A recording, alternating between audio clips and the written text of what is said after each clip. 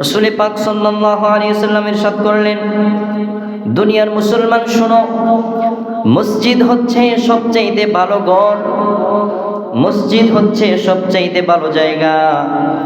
মসজিদের মধ্যে তুমি যতক্ষণ থাকবা ততক্ষণ ফেরেশতারা তোমার সওয়াব লিখতে থাকবে। আবার মসজিদ থেকে তুমি যখন বের হয়ে যাইবা তখন সেই সওয়াব থেকে তুমি বঞ্চিত হয়ে যাইবা। দুনিয়ার মুসলমান, নবী করিম সাল্লাল্লাহু আলাইহি ওয়াসাল্লাম বললেন, এই দুনিয়ার মধ্যে যত জায়গা দেখো সবচাইতে নিকৃষ্ট খারাপ জায়গা হচ্ছে বাজার। সবচাইতে নিকৃষ্ট খারাপ জায়গা হচ্ছে বাজার। সেই বাজারের মধ্যে যখন আমরা যাই তখন যত বেশি বাজারের মধ্যে থাকবেন তত বেশি আপনার আমলনামায় গুনাহ লেখা হবে। আর যদি বাজার থেকে আপনি এসে মসজিদের মধ্যে ঢুকেন, তাহলে মসজিদের মধ্যে আপনি ঢোকার পরে ফেরেশতারা আপনার আমলনামার মধ্যে সর্বক্ষণ সওয়াব লিখতে থাকে। সুবহানাল্লাহ। এই জন্য নবী করিম সাল্লাল্লাহু আলাইহি ওয়াসাল্লাম হাদিস শরীফের মধ্যে বললেন, দুনিয়ার মধ্যে যত জায়গা দেখো সব জায়গার মধ্যে থেকে খারাপ জায়গা হচ্ছে বাজার, আর সবচাইতে ভালো জায়গা হচ্ছে মসজিদ। সুবহানাল্লাহ। সবচাইতে ভালো জায়গা কি? মসজিদ। আর সবচাইতে খারাপ জায়গা বাজার। অথচ আমরা মসজিদে সময় না দিয়ে আমরা বাজারে সময়টা বেশি দেই, ঠিক কিনা? বাজারের মধ্যে চায়ের হোস্টেলের মধ্যে বসলে আপনার গুনাহ হয়। আপনি চায়ের হোস্টেলের মধ্যে বসতে পারবেন না এমন কোনো কথা আমি বলি নাই। আমার কথা হচ্ছে নবী পাক সাল্লাল্লাহু আলাইহি ওয়াসাল্লাম বললেন, বাজারের মধ্যে তুমি যত বেশি থাকবা তত তোমার গুনাহ বেশি হবে।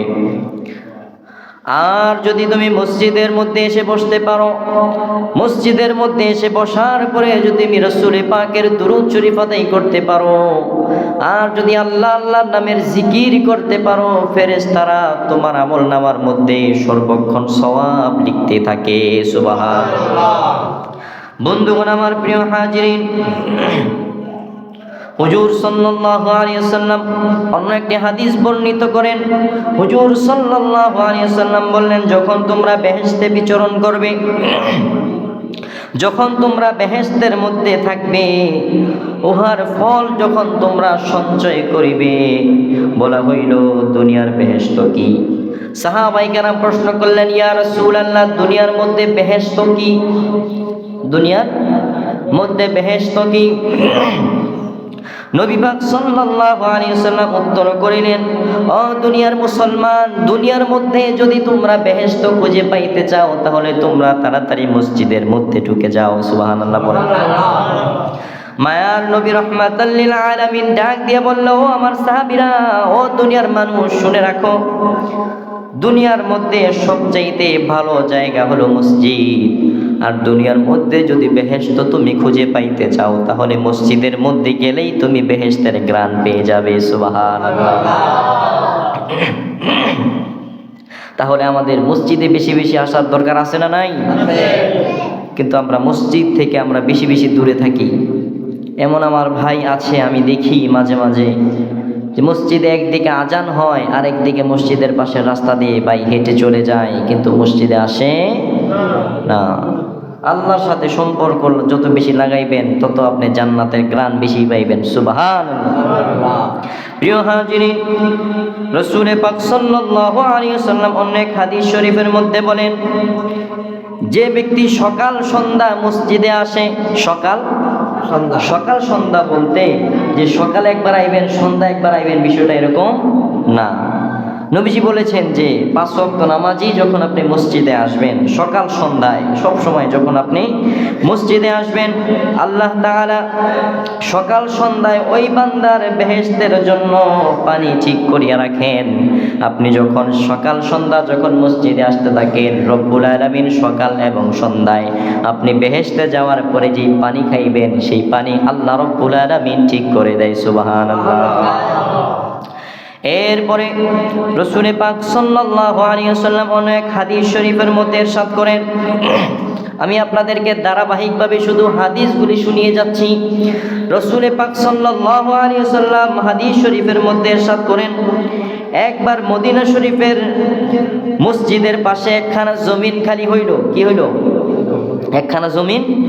মদিনা শরীফের মসজিদের পাশে একখানা জমিন খালি হইল। জমিন খালি হওয়ার পরে বনি সালিমা নামক একজন সম্প্রদায় নিজ বাড়িঘর ছাড়িয়া ওই মসজিদের কাছে এসে বাড়ি বানাইতে চাইল। বনি সালিমা নামের একজন লোক ওই মসজিদের কাছে বাড়ি বানাইতে চাইল। এই কথা নবীজির কাছে চলে গেল। নবীজি বনি সালিমাকে ডাক দিয়ে বলল, ও বনি সালিমা, তুমি কি মসজিদের সামনে তুমি ঘর বানাইতে চাও? তখন বনি সালিমা ডাক দিয়ে বলল, ইয়া রাসূলুল্লাহ, মায়ার নবী, অবশ্যই আমি মসজিদের সামনে ঘর বানাইতে চাই। তখন মায়ার নবী বনি সালিমাকে ডাক দিয়ে বলল, বনি সালিমা রে, তুমি কেন মসজিদের সামনে ঘর বানাইতে চাও? বনি সালিমা ডাক দিয়ে বলল, ইয়া রাসূলুল্লাহ, আমি এই জন্যই মসজিদের সামনে ঘর বানাইতে চাই, কারণ আমার বাড়ি মসজিদ থেকে অনেক দূরে। আমার অনেক দূরে হেঁটে হেঁটে মসজিদে আসতে হয়, আমার জন্য অনেক কষ্টকর হয়। তখন বনি সালিমাকে নবীজি সাল্লাল্লাহু আলাইহি ওয়াসাল্লাম ডাক দিয়ে বললে, বনি সালিমা রে, তোমার বাড়িঘর যেখানে আছে তুমি সেখানেই থাকো, মসজিদের সামনে আসার তোমার দরকার নাই। বনি সালিমা ডাক দিয়া বলল, ইয়া রাসূলুল্লাহ, কেন আমি মসজিদের সামনে ঘর বানাইতে পারবো না? মসজিদের সামনে যে জমিনটা খালি হয়েছে, জমিনে কেন আমি ঘর বানাইতে পারবো না? তখন মায়ার নবী বনু সালিমাকে ডাক দিয়ে বলে, সালিমা রে, তোমার বাড়ি মসজিদ থেকে যত দূর তুমি হেঁটে হেঁটে মসজিদে আসো। বলে, ইয়া রাসূলুল্লাহ, হ্যাঁ। মায়ার নবী ডাক দিয়ে বলল, বনু সালিমা রে, তুমি তোমার বাড়ি থেকে মসজিদে আসার জন্য যত কদম হেঁটে হেঁটে তুমি মসজিদে আসো, প্রতি কদমের বিনিময়ে রব্বুল আলামিন তোমার জীবনের সমস্ত গুনাহ আল্লাহ মাফ করে দেয়। সুবহান। তাইলে বোঝা গেল, এই হাদিস থেকে আমরা কি বুঝলাম? এই হাদিস থেকে আমরা বুঝলাম যে আপনার বাড়ি থেকে আপনি যত কদম হেঁটে হেঁটে মসজিদে আসবেন, আপনার আমল নামার মধ্যে সওয়াব লিখে দেয় তিনি কে? আল্লাহ। তাইলে আমরা অনেকেই আছি বাড়ি দূরে থাকার কারণে আমরা মসজিদে আসতে চাই না। একটু কষ্ট হলেও আপনারা মসজিদে এই কথা বলুন। তাইলে বাড়ি দূরে থাকার কারণে বনু সালিমা মসজিদের পাশে এসে ঘর বানাইতে চাইলে নবীজি বললেন, না, তুমি তোমার বাড়ি থেকে হেঁটে হেঁটে যত বেশি দূর থেকে তুমি মসজিদে আসবা, বিশেষ করে জুমার দিন যত বেশি তুমি দূর থেকে মসজিদে আসবা, তত বেশি গুনাহ আল্লাহ তোমার মাফ করে দেয়। সুবহানাল্লাহ। এরপরে রাসূল পাক সাল্লাল্লাহু আলাইহি ওয়াসাল্লাম হাদিস শরীফের মধ্যে বললেন, এমন একটি যুগ আসতেছে যখন লোক মসজিদে বসিয়া অনর্থক কথাবার্তা বলবে, অনর্থক আলোচনা করতে থাকবে, দুনিয়াবি আলোচনা করতে থাকবে।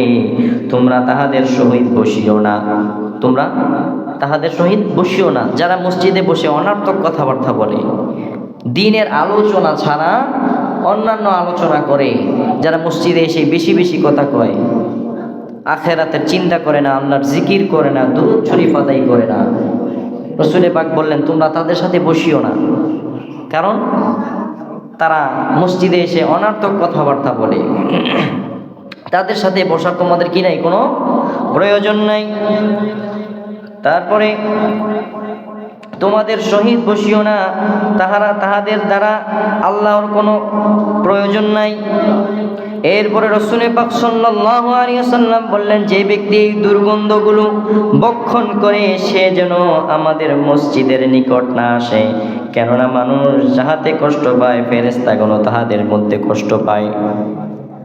এর দ্বারা বোঝানো হয়েছে, দুর্গন্ধ বলতে বোঝানো হয়েছে যারা মসজিদের মধ্যে এসে বেশি বেশি কথাবার্তা, অনর্থক কথাবার্তা বলেছে এগুলো কি দুর্গন্ধ, এগুলো তোমরা বক্ষণ করিও না। কারণ এগুলো ফেরেশতারাও পছন্দ করে না, আমার আল্লাহও পছন্দ করে না। আমরা যখন মানুষ মসজিদে এসে বেশি বেশি অনর্থক কথাবার্তা যখন বলি, তখন ফেরেশতারা, একদল ফেরেশতারা কিন্তু জুমার দিনে কিন্তু সামনে মসজিদের গেটের সামনে কিন্তু দাঁড়িয়ে যায় ফজরের সময়। এছাড়া কিন্তু সর্বক্ষণ মসজিদের মধ্যে ফেরেশতারা কি করে অবস্থান করে। যখন আমরা মসজিদের মধ্যে এসে অনর্থক কথাবার্তা বলা শুরু করে দেই, তখন ফেরেশতারা ডাক দিয়ে বলে, ও আল্লাহর বন্ধু আপনি কি হন, চুপ হন। প্রথম একটা ডাক দেয়, বলে এই ও আল্লাহর বন্ধু আপনি চুপ হন।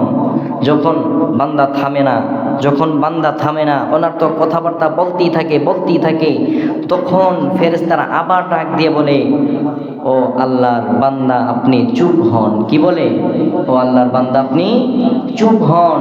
কিন্তু যখন দ্বিতীয়বারও বান্দা আর থামে না, তখন বান্দা না থামার কারণে ফেরেশতারা আবার ডাক দেয়, ও আল্লাহর দুশমন আপনি চুপ হন, আপনি চুপ হন। প্রথম বলেছে কি আল্লাহর বন্ধু, দ্বিতীয়বার বলেছে আল্লাহর বান্দা, তৃতীয়বার কি হয়ে গেলেন? আপনি আল্লাহর দুশমন হয়ে গেলেন। কারণ অনর্থক কথাবার্তা বলা, এটা ফেরেশতা আমার আল্লাহ কেউ এটাকে পছন্দ করেন না। তাহলে আমরা মসজিদে বেশি বেশি আসব, এবং মসজিদের মধ্যে আসার পরে আমাদের আমল হচ্ছে আমরা দুরূদ শরীফ আদায় করব। যতক্ষণ সময় পারবো আমরা আল্লাহর জিকির করব। আল্লাহ রাব্বুল আলামিন মসজিদের যে হেফাজত, এগুলো আমাদেরকে করার তৌফিক দান করুক। সবাই পড়ে আমিন। ওয়া আখিরু দাওয়ানা আনিল হামদুলিল্লাহি রাব্বিল আলামিন।